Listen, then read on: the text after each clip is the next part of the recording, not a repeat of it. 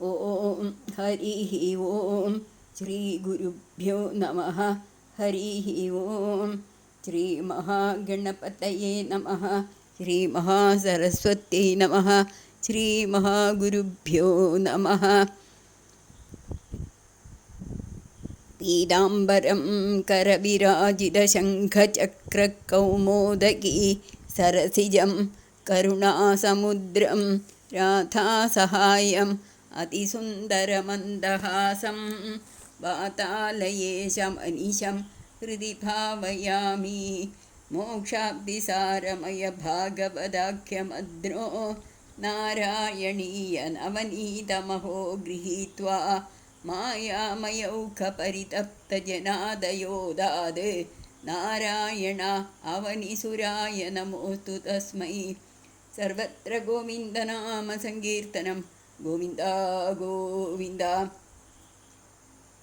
श्रीहरये नमः। नारायणाखिलगुरो भगवन् நமஸ்தே. சர்வம் ஸ்ரீகிருஷ்ணார்ப்பணமஸ்து. அன்பார்ந்தவர்களே, இன்றைக்கு நம்ம 13வது தசகம் ஹிரண்யாட்சவதம் பார்க்கலாம். ஹிரண்யாட்சம் தாவது வரத பவது அன்வேஷணபரம். ஹிரண்யாட்சம் தாவது வரதா பவதன்வேஷணபரம் சரந்தம் சாம்பர்த்தே பயசி நிஜஜங்கா பரிமிதே. சரந்தம் சாம்பர்த்தே பயசி நிஜஜங்கா பரிமிதே. பவது பக்தோ கத்வா कपटपटुधेर्नारदमुनिः. भवद् भक्तो गत्वा कपटपटुधेर्नारदमुनिः शनैरूजे नन्दन् धनुजमपि निन्दन् तव बलं. शनैरूजे नन्दन् धनुजमपि निन्दन् तव பலம். 1வது ஸ்லோகத்தோடு அர்த்தம் பார்க்கலாம். வேண்டிய வரங்களை கொடுக்கும் ஹே குருவாயிரப்பா வரதா அப்படி கூப்பிடுறார். அப்பொழுது தனது முழங்கால் அளவுள்ள பிரளய ஜலத்தில் தங்களை தேடி திரிந்து கொண்டிருந்த ஹிரண்யாட்சனிடம் தங்கள் பக்தரும் வஞ்சனையாக நடிப்பதில் திறமை மிக்கவருமான நாரத முனிவர் சென்று தங்களுடைய பலத்தை இகழ்ந்தும் அசுரனின் பலத்தை போற்றியும் புகழ்ந்து மெதுவாக அவனிடம் பின்வருமாறு கூறினார்.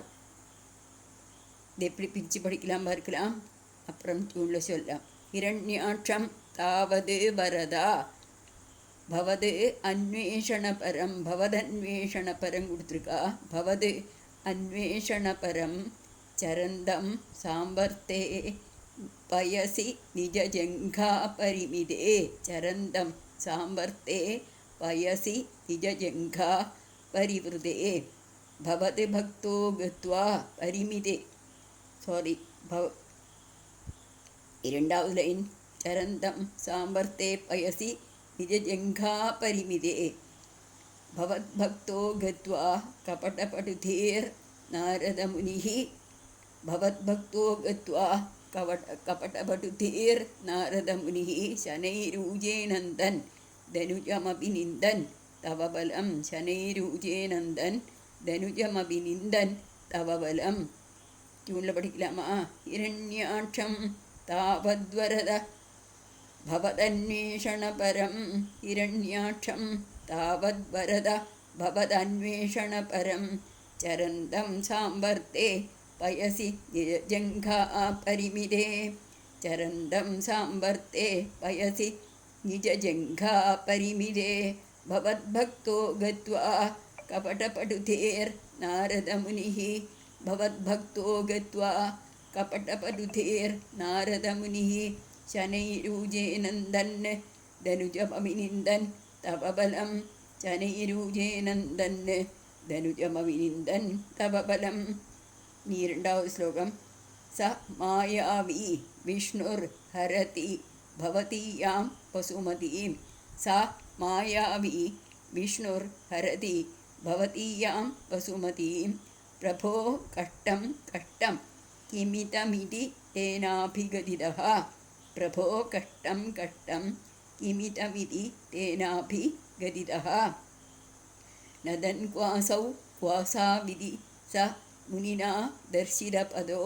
नदन् क्वासौ क्वासाविधि स मुनिना दर्शितपदो. भवन्दं सम्प्रापद् धरणिधरमुद्यन्तमुदगाद् भवन्दं सम्प्रापद् धरणिधरमुद्यन्तमुदगाद् மீனிங் பார்க்கலாம். திறங்கொண்ட அரக்கன் அரக்கர் தலைவனே, மாயாவியான அந்த மகாவிஷ்ணு உம்முடைய பூமியை கவர்ந்து கொண்டு செல்கிறார். இது என்ன கொடுமை என்று நாரதலால் கூறப்பெற்ற அந்த ஹிரண்யாட்சன் எங்கே அந்த விஷ்ணு, எங்கே அந்த விஷ்ணு என்று கத்திக்கொண்டு முனிவரால் வழிகாட்டப்பட்டு நீரில் நின்றும் பூமி தேவியை எடுத்து கொண்டு வெளிக்கிளம்பும் தங்களை வந்தடைந்தான். எப்படி பிரித்து படிக்கலாம் பார்க்கலாம். சா மாயாவி விஷ்ணுர் ஹரதி பவதீயாம் வசுமதீம் பிரபோ கஷ்டம் கஷ்டம் கிமிதம் இதி கிமிதம் இதி கிமிதம் இதி கிமிதம் இதி தேனாபி கதிரஹா தேனாபி கதிரஹா அரே நதன் குவாசௌ குவாசாவிதி நதன் குவாசௌ குவாசௌ இதி நதன் குவாசௌ குவாசாவிதி ச முனினா தரிசிதபதோ ச முனினா தரிசிதபதோ பவந்தம் சம்பிராபத் தரணிதரம் உத்யந்தம் உதகாது பவந்தம் சம்பிராபத் தரணிதரம் உத்யந்தம் உதகாது. உள்ள படிக்கலாம். சா மாயாவி விஷ்ணுர் ஹரதி பவதீயாம் வசுமதீம் சமாயாவி விஷ்ணுர் ஹரதி பவதீயாம் வசுமதீம் பிரபோ கஷ்டம் கஷ்டம் கிமிதமிதி தேனாபிகதிதः பிரபோ கஷ்டம் கஷ்டம் கிமிதமிதி தேனாபிகதிதः நதன் குவாசௌ குவாசா விதிசா முனினா தர்சிதபதோ நதன் குவாசௌ குவாசா விதிசா முனினா தரிசிதபதோ பவந்தம் சம்பிராபத் தரணிதரம் உத்யந்தம் உதகாத் பவந்தம் சம்பிராபத் தரணிதரம் உத்யந்தம் உதகாத் பவந்தம் சம்பிராபத் தரணிதரம் உத்யந்தம் உதகாத். மூணாவது ஸ்லோகம். அஹோ ஆரண்யோயம் மிருக இதி ஹசந்தம் பகுதரைர் அஹோ ஆரண்யோயம் மிருக இதி ஹசந்தம் பகுதரைர் துருக்தைர்வித்யந்தம் திதிசுதமவஜ்ஞாய பகவன் துருக்தைர்வித்யந்தம் திதிசுதம் சுதமவஜ்ஞாய பகவன் மஹீம் திருஷ்ட்வா தம்ட்ரா சிரசி சகிதாம் ஸ்வேன மஹசா மஹீம் திருஷ்ட்வா தம்ட்ரா சிரசி சகிதா ஸ்வேன மஹசா பயோதாவாதாய பிரசபமுதயுங்தா மிருதவிதௌ பயோதாவாதாய பிரசபமுதயுங்தா மிருதவிதௌ.